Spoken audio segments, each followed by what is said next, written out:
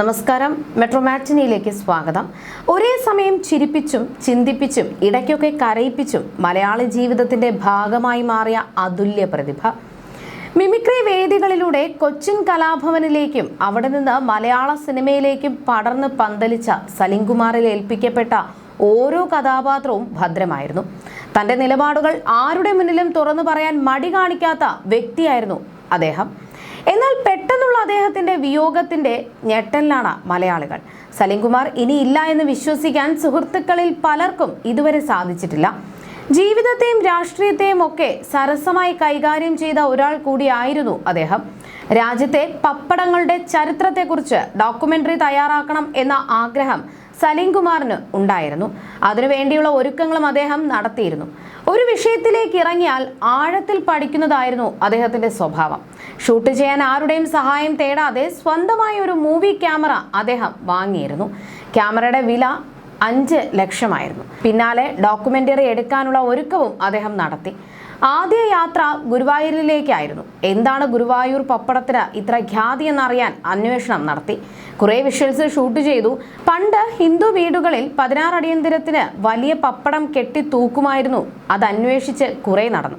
പപ്പടം വലിയ ബിസിനസ്സായി ചെയ്യുന്ന മുംബൈയിലെ ലിജ്ജത്ത് പപ്പടത്തെക്കുറിച്ച് വിശദമായി ഷൂട്ട് ചെയ്യാൻ പ്ലാൻ ഇട്ടു. എന്നാൽ അതിനിടെ കരൾ മാറ്റിവെക്കൽ ശസ്ത്രക്രിയ വന്നതോടെ പപ്പടം പെൻഡിങ്ങിലായി.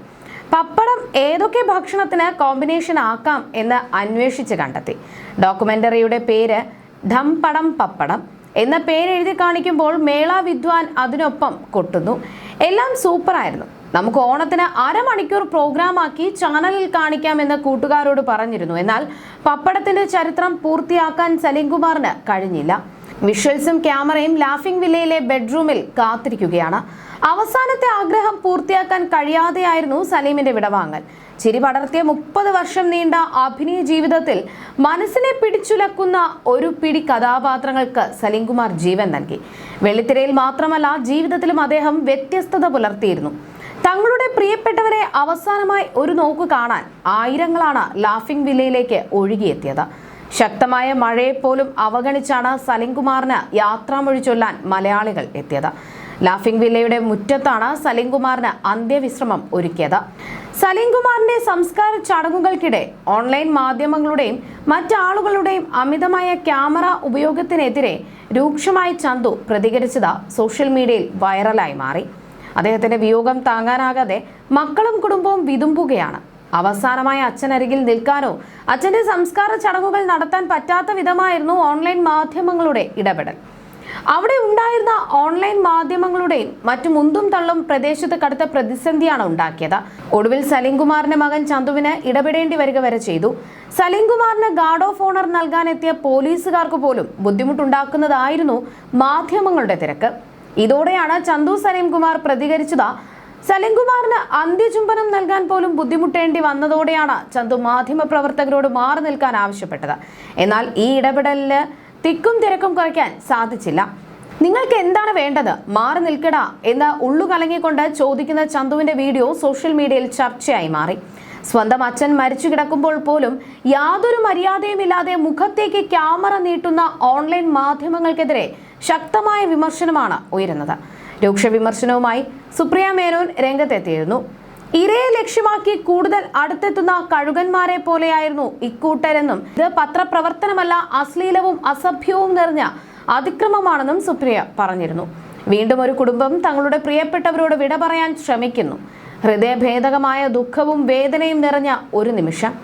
എന്നാൽ ഇവിടെ വീണ്ടും ക്യാമറകളുടെയും മൈക്കുകളുടെയും ഒരു കൂട്ടം ഈ അവസാന വിടവാങ്ങൽ ക്ലോസപ്പിൽ പകർത്താൻ തിരക്ക് കൂട്ടുന്നു. ഇരയെ ലക്ഷ്യമാക്കി കൂടുതൽ അടുത്തെത്തുന്ന കഴുകന്മാരെ പോലെ. കുറച്ച് സ്ഥലം ലഭിക്കാൻ മകൻ നിലവിളിക്കുന്നു. അവരോട് പിന്നോട്ട് മാറാൻ ആവശ്യപ്പെടുന്നു. ഒന്ന് സമാധാനത്തോടെ കരയാൻ നാം എന്തായി തീർന്നിരിക്കുന്നു. തത്സമയം എല്ലാം അറിയാനുള്ള ഈ ആർത്തി. എല്ലാ മര്യാദയും അച്ചടക്കവും ഉപേക്ഷിച്ച് ആളുകളെ സമാധാനത്തോടെ ദുഃഖിക്കാൻ അനുവദിക്കുക. അവർക്ക് ഇതിനകം തന്നെ ധാരാളം വേദനയുണ്ട്. സ്വയം നിയന്ത്രണവും ദിശാബോധവും ഉണ്ടാകണം. ഇതൊരു പത്രപ്രവർത്തനമല്ല, ഇത് പ്രദർശന പരതയാണ്, വികാരഭരിതവും അനാവശ്യവുമാണ് എന്നായിരുന്നു സുപ്രിയയുടെ വാക്കുകൾ. ചന്തു പ്രതികരിച്ച സംഭവത്തിൽ ശക്തമായ നിലപാടുമായി സംവിധായകൻ ലാൽ ജോസും രംഗത്തെത്തി. ആളുകളുടെ വൈകാരികാവസ്ഥ പോലും മാനിക്കാതെ മൊബൈൽ ക്യാമറകളുമായി വ്യക്തി സ്വാതന്ത്ര്യത്തിലേക്ക് ഇരച്ചു കയറുന്നവർക്കെതിരെ കർശന നിയമനിർമ്മാണം വേണമെന്ന് ലാൽ ജോസ് ആവശ്യപ്പെട്ടു. സോഷ്യൽ മീഡിയയിൽ എന്തിനെങ്കിലും എതിർത്ത് സംസാരിച്ചാൽ എല്ലാവരും കൂടി ഒന്നിച്ചു വന്ന് ആക്രമിക്കുന്ന അവസ്ഥ സങ്കടകരമാണെന്ന് അദ്ദേഹം ചൂണ്ടിക്കാട്ടി. എന്നാൽ ഇതിന്റെയൊക്കെ യഥാർത്ഥ തീവ്രത സ്വന്തം വീട്ടിൽ ഒരു അനുഭവം ഉണ്ടാകുമ്പോൾ മാത്രമേ പലരും തിരിച്ചറിയുകയുള്ളൂ എന്നതാണ് വസ്തുതയെന്നും ലോകത്തെ എല്ലാ ഇടങ്ങളിലും വ്യക്തിപരമായ സ്വാതന്ത്ര്യത്തിന് വലിയ വിലയുണ്ടെന്നും ലാൽ ജോസ് ഓർമ്മിപ്പിച്ചു. സോഷ്യൽ മീഡിയയിൽ നമ്മൾ എന്തിനെങ്കിലും എതിർത്തു സംസാരിച്ചാൽ എല്ലാവരും കൂടി ഒന്നിച്ചു വന്ന് ആക്രമിക്കുന്ന അവസ്ഥ സങ്കടകരമാണ്. എന്നാൽ ഇതിന്റെയൊക്കെ യഥാർത്ഥ അവസ്ഥ സ്വന്തം വീട്ടിൽ ഒരു അനുഭവം ഉണ്ടാകുമ്പോൾ മാത്രമേ പലർക്കും മനസ്സിലാവുകയുള്ളൂ. ലോകത്ത് എല്ലായിടത്തും വ്യക്തിപരമായ സ്വാതന്ത്ര്യത്തിന് വലിയ വിലയുണ്ട്. കയ്യിലൊരു ക്യാമറയുണ്ടെന്ന് കരുതിയോ തങ്ങൾ ജേർണലിസ്റ്റുകളാണെന്ന് പറഞ്ഞോ അനുവാദമില്ലാതെ എവിടെയും ചെന്നു കയറാമെന്ന ധാരണ തികച്ചും തെറ്റാണ്. ഒരാളുടെ വ്യക്തി വിവരങ്ങളിലേക്കോ സ്വകാര്യതയിലേക്കോ ക്യാമറയുമായി കടന്നു ചെല്ലുന്നതിന് മുൻപ് കൃത്യമായ അനുവാദം വാങ്ങിയിരിക്കണം. മൊബൈൽ ഫോണുമായി നടക്കുന്നവർ അവിടുത്തെ വൈകാരികമായ അവസ്ഥ പോലും നോക്കാതെ ആളുകളുടെ പേഴ്സണൽ സ്പേസിലേക്ക് കടന്നു കയറുന്നത് തടയാൻ കർശനമായ നിയന്ത്രണ നിർമ്മാണം ഉണ്ടാകേണ്ട സമയം അതിക്രമിച്ചിരിക്കുന്നു. ഇന്ന് സിനിമയിൽ അഭിനയിക്കുന്ന പെൺകുട്ടികളൊക്കെ എയർപോർട്ടിൽ നിന്നോ ജിമ്മിൽ നിന്നോ ഇറങ്ങി വരുമ്പോൾ അവരുടെ പ്രൈവസി പൂർണ്ണമായി നഷ്ടപ്പെടുത്തുന്ന രീതിയിൽ ഒരു സംഘം ആളുകൾ മൊബൈലുമായി ചുറ്റും കൂടുകയാണ്. എന്നിട്ട് കഴുത്തിലെ മാലയുടെ ലോക്കറ്റ് എവിടെ നിന്ന് വാങ്ങിയതാണ് എന്നൊക്കെയുള്ള തികച്ചും നിലവാരമില്ലാത്ത ചോദ്യങ്ങളുമായി വരുന്ന ഇവർ യഥാർത്ഥത്തിൽ ഒരു കൂട്ടം ഹൂളിഗൻസ് ആണ്. ഒരു പൗരന്റെ വ്യക്തിപരമായ സ്വാതന്ത്ര്യം സംരക്ഷിക്കുക എന്നത് സർക്കാരിന്റെ ബാധ്യതയാണ്. മറ്റുള്ളവരെ മാനസികമായി കടന്നാക്രമിക്കാനും അവരുടെ സ്വകാര്യതയിലേക്ക് ഇരച്ചു കയറാനും ഇവർക്ക് ആരാണ് അധികാരം നൽകുന്നത്? ഇതിനെല്ലാം നിയമം മൂലം തടയേണ്ടതുണ്ട്. ഇന്നൊരു മൊബൈൽ ഫോൺ കയ്യിലുള്ള എല്ലാവരും ജേർണലിസ്റ്റുകളാണെന്ന മട്ടിലാണ് പെരുമാറുന്നത്. ഇതുമൂലം യഥാർത്ഥ ജേർണലിസ്റ്റുകളെയും വ്യാജന്മാരെയും തിരിച്ചറിയാൻ പറ്റാത്ത അവസ്ഥയായി. അതുകൊണ്ട് മറ്റൊരാളോട് ചോദ്യങ്ങൾ ചോദിക്കാനും അവരുടെ വ്യക്തിപരമായ ഇടങ്ങളിലേക്ക് കടന്നു ചെല്ലാനും താല്പര്യപ്പെടുന്നവർക്ക് കൃത്യമായ പോലീസ് വെരിഫിക്കേഷന് ശേഷം ഗവൺമെന്റ് നൽകുന്ന ലൈസൻസ് നിർബന്ധമാക്കുന്നതിനെക്കുറിച്ച് ആലോചിക്കേണ്ട സമയം കഴിഞ്ഞിരിക്കുന്നു എന്നാണ് ലാൽ ജോസ് പറഞ്ഞത്. എന്നാൽ സലിംകുമാറിന്റെ ആശുപത്രിവാസത്തെയും മരണത്തെയും ആക്ഷേപിച്ചവരും ഏറെയായിരുന്നു.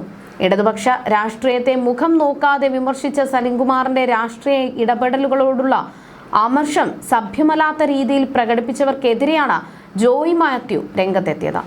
ഈ വിദ്വേഷ രാഷ്ട്രീയം ആഘോഷമാക്കുന്നത് അപരിഷ്കൃത സംഘങ്ങളാണെന്നും തുറന്നു പറഞ്ഞ ജോയി മാത്യു ഇത്തരം സംഘങ്ങളോട് ആ മൃതശരീരത്തെ കുത്തിക്കീറാതിരിക്കൂ എന്ന് ആവശ്യപ്പെടാൻ ശേഷിയുള്ള ഒരു നേതാവ് പോലും പാർട്ടിയിൽ ഇല്ല എന്നും ചൂണ്ടിക്കാട്ടി.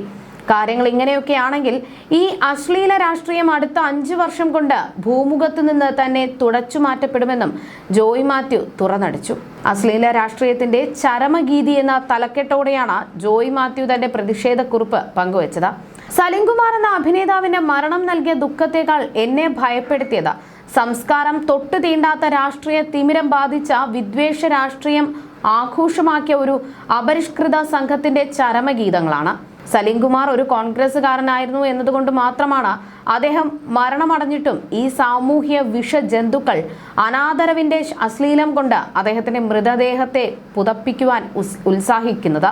സോഷ്യൽ മീഡിയയിൽ മുഖമില്ലാത്തവരായും മുഖമുള്ളവരായും പാർട്ടി നേതാക്കളുടെ മോന്തായമോ പാർട്ടി കൊടിയോ ചിഹ്നമോ പ്രൊഫൈലുകളുമായി സൈബർ പോരാളികൾ കോമാളികളാണ് ശരിയായ പദം എന്ന് സ്വയം വിശേഷിപ്പിക്കുന്ന അടിമക്കൂട്ടങ്ങളാണ് ഈ മരണോത്സവ നർത്തകർ. മനുഷ്യർ പരസ്പരം സ്നേഹിക്കുകയും അവരന്റെ വാക്കുകൾ സംഗീതം പോലെ ആസ്വദിക്കുകയും ചെയ്യുന്ന ഒരു കാലം വരുമെന്ന് പറഞ്ഞ മാർക്സിന്റെ അടിവസ്ത്രം അലക്കിയെടുക്കാൻ പോലും അർഹതയില്ലാത്ത ഒരു രാഷ്ട്രീയ സംസ്കാരത്തിനെ എന്ത് പേരിട്ടാണ് നാം വിളിക്കേണ്ടത്? ഇതല്ല നമ്മുടെ സംസ്കാരം. ഒരു മൃതശരീരത്തോട് തന്റെ നടന വൈഭവം കൊണ്ട് നമ്മളെ ചിരിപ്പിക്കുകയും കരയിപ്പിക്കുകയും ചിന്തിപ്പിക്കുകയും ചെയ്ത ഒരു വലിയ കലാകാരനോട് ആദരവ് കാണിച്ചില്ലെങ്കിലും ആ മൃതശരീരത്തെ കുത്തി കീറാതിരിക്കൂ എന്ന് പറയാൻ ശേഷിയുള്ള ഒരു പീറ രാഷ്ട്രീയ സാംസ്കാരിക മഹാൻ പോലും ഈ പാർട്ടിയിൽ ഇല്ല എന്നുള്ളതാണ് നാം ഭയപ്പെടേണ്ട വസ്തുത. കാര്യങ്ങൾ ഇങ്ങനെയൊക്കെയാണെങ്കിൽ ഈ അശ്ലീല രാഷ്ട്രീയം അടുത്ത 5 വർഷം കൊണ്ട് ഭൂമുഖത്ത് നിന്ന് തന്നെ തുടച്ചു മാറ്റപ്പെടുമെന്ന കാര്യത്തിൽ മാത്രമാണ് നമുക്ക് ആശ്വസിക്കാവുന്നത്. മരണോത്സവ നർത്തകരുടെ ചില FB ഇൻസ്റ്റാ പോസ്റ്റുകൾ സാമ്പിളായി ചേർത്തിട്ടുണ്ടെന്നും അടിമകൾ ആഹ്ലാദിക്കട്ടെ എന്നുമായിരുന്നു ജോയി മാത്യു കുറിച്ചത്. You are watching You're watching me And you're watching me on metromatney.com. on metromatney.com. metromatney.com. metromatney.com. Subscribe for more videos. Subscribe for more videos. Subscribe here for more videos. Subscribe now. Thank you.